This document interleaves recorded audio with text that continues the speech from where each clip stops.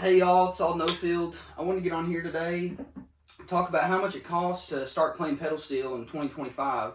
Luckily, the cost of pedal steel hasn't inflated along with everything else. I do think pedal steel is one of the more, if not the most expensive instrument to get into, and I think that barrier of entry can steer a lot of people away. A lot of people just, they just say, oh, it's too expensive, but they don't really know what it costs. So I'm going to try to break that down today. We're going to go 7 main categories. We're going to go by steel, by seat, by amp, and then just all the other miscellaneous stuff you need to play steel. So I don't want the total cost of everything that you're going to see at the end of this video to scare you off. I think it is an investment like anything, but it's a lifetime of cheap entertainment once you have all your stuff. And if you ever want to become, gigging musician down the road, it'll pay itself off over time. And there's not really a ton of steel players, especially young, that, are wanting to get out and play. So I think there's definitely an opportunity there. And it's really cool to see a lot of young kids getting into it, and even some that have been playing for, a year or less and just already just progressing so fast.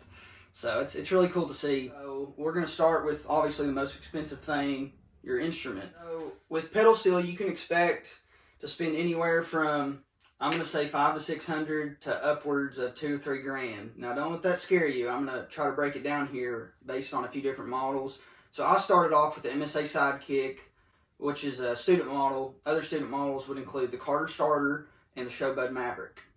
So these can be great beginner steels. I've seen some of them go for upwards of $1,000. I don't think they're worth that. I think if you're going to spend that much, you're better off to dish out a little bit more and get a new one or a quality used, professional model steel, or even a double neck. So most guys are fine starting off with a single neck E9. It's a 10 string, and I would get a minimum of 3 floor pedals and 4 knee levers.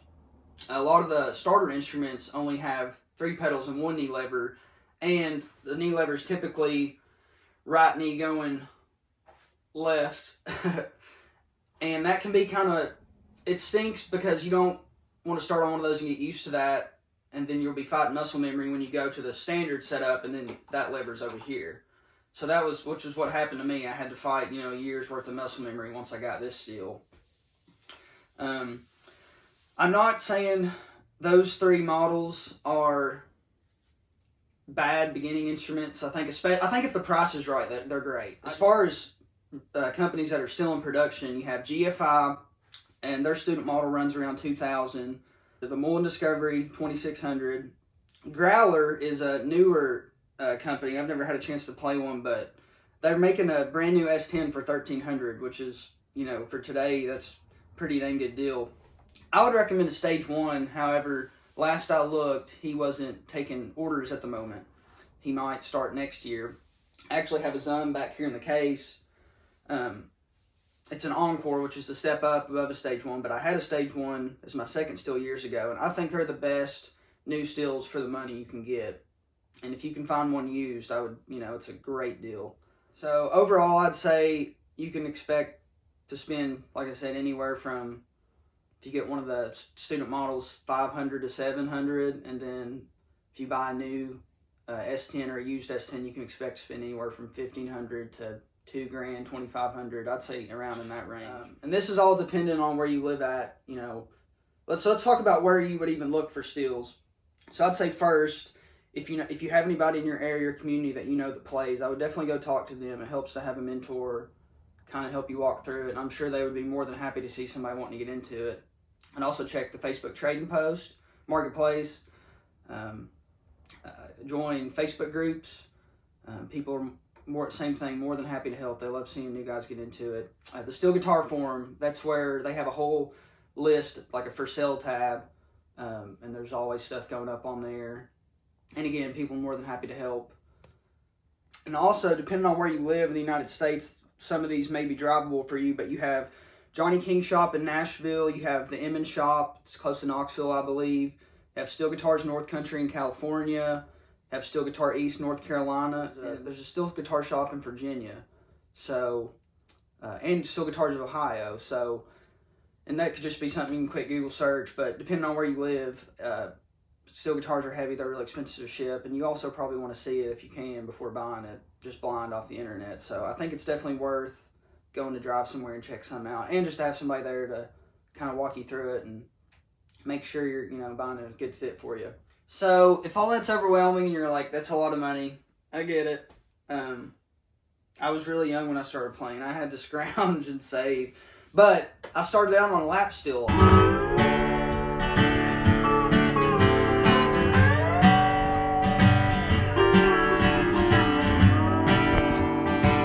A cheap little Rogue. I just looked. You can get them for $150, and I think they even have a kit for a little bit more that comes with cables and a bar, etc., etc.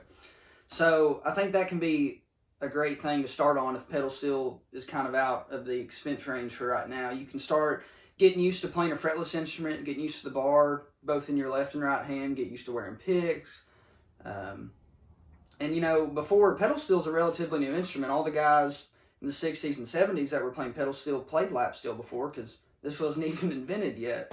So that's an option too. So I don't, you know, if the price scares you, just know that that is a very good entryway to lead up to pedal steel eventually. So the pedal steel or the lap steel, that's going to be probably your biggest expense. Now let's move on to all these other miscellaneous things. You're going to need a volume pedal, and I would suggest a volume pedal designed specifically for pedal steel, which basically means it's just meant to be used, you know, sitting down, versus guitar you're using them standing up. I have seen guys use guitar volume pedal for steel, and that's fine. If you already have one, you know, that can be something you can start out with. I like Hilton, or some guys like pop pedals, but Hilton, Goodrich, old Showbud pedals, old Emmons pedals, those are all great options, and those can run you anywhere from $200 to $300.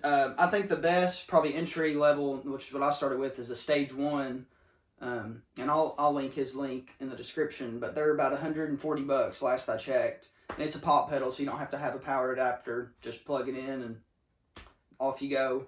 The next thing would be a seat adjustable, because you want to be comfortable, and it's helpful to have a consistent playing height each time you sit down. So my last video was about my pack-a-seat, but starting out I used this adjustable folding, like piano chair, music chair off Amazon.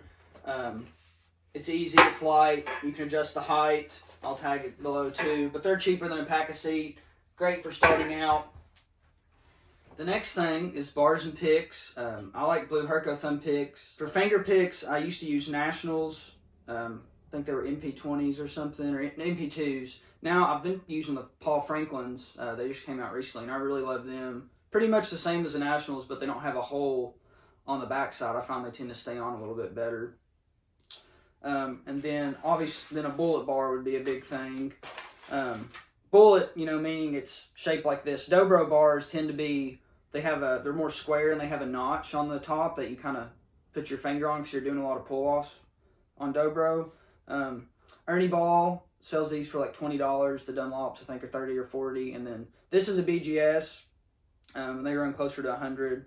But Ernie Ball is fine for starting out, and they're the cheapest. For cables, I would say just any standard guitar cables. You know, if you're already a guitar player or you play another instrument, a lot of this stuff you might already have, so that's going to help bring the overall cost down.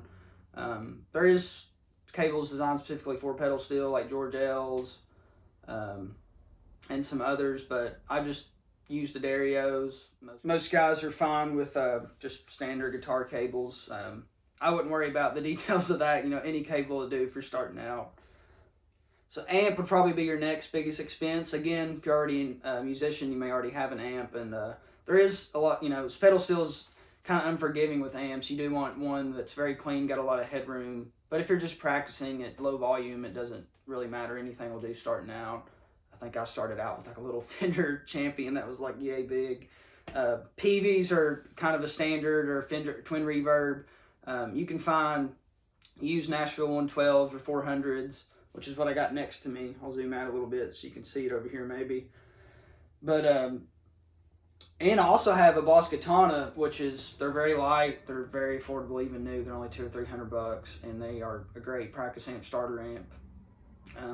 And again, if you're just starting out, you don't need to worry about all the intricacies and details. You know, you really just want to get started and start learning. You can worry about all this gear stuff later. Next thing would be strings. Hopefully you already got strings if you're getting one, but you know, $15, $20, you can use Dario NYXLs, Also like GHS. There's a lot of guys that have their own preference, but again, I wouldn't worry about all the details if you're just starting. But that is another small expense.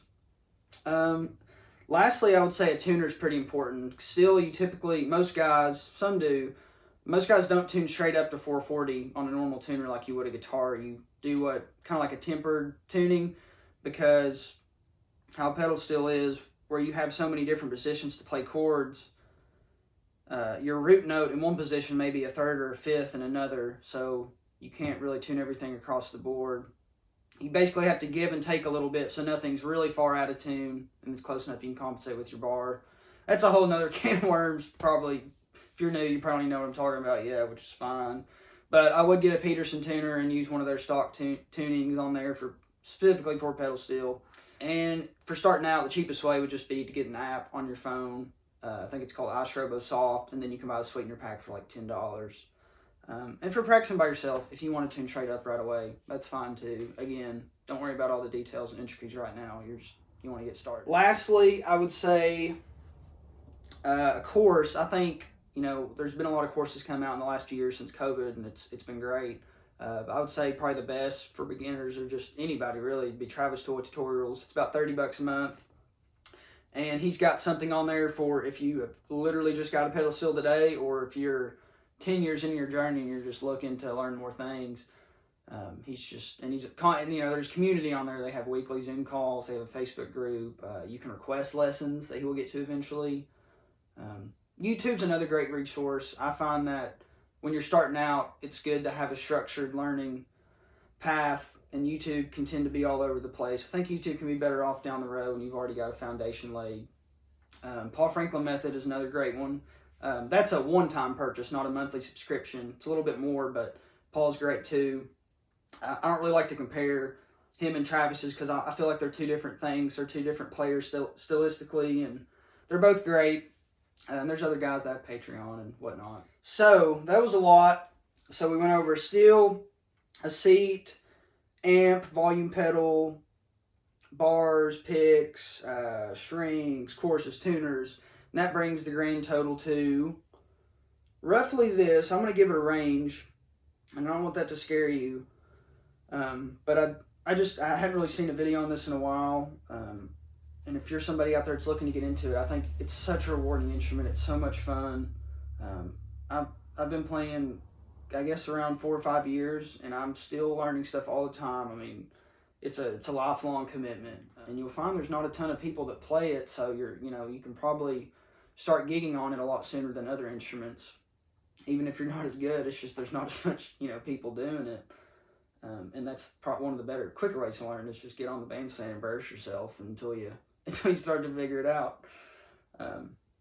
Thank y'all. I'm open to any questions, comments y'all may have. If you're looking to buy steel, I'd love to try to help you out if I'm able to. Pedal steel is a very welcoming community. I think everybody's super nice and friendly and open to helping you. Well, hey, thank y'all for hanging out. Hopefully this answered some questions. Please subscribe if you like pedal steel content. There'll be some more videos in the future, but till next time, cheers.